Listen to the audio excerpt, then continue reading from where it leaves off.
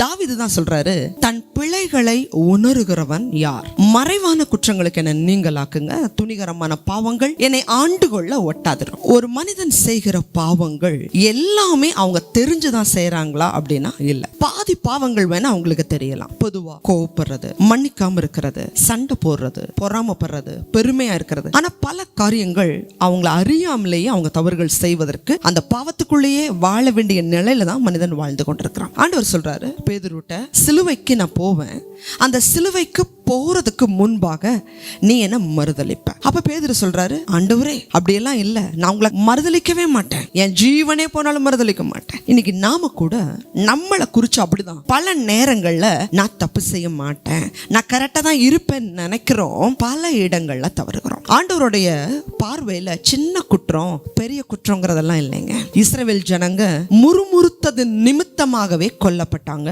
புதிய ஏற்பாடு புஸ்தகத்துல வாசிக்கிறோம், ஒரு ஸ்திரீய ஒரு இச்சையோடு பார்க்கிற எவனும் அவளோடு பாவம் செய்தாயிற்று. சகோதரனை நியாயமில்லாம கோபித்துக் கொள்ளுகிறவன் எரி நரகத்துக்கு எதுவா இருப்பான். நீ நன்மை செய்யாமல் இருந்தா பாவம் உன் வீட்டு வாசற்படியில படுத்திருக்கும்.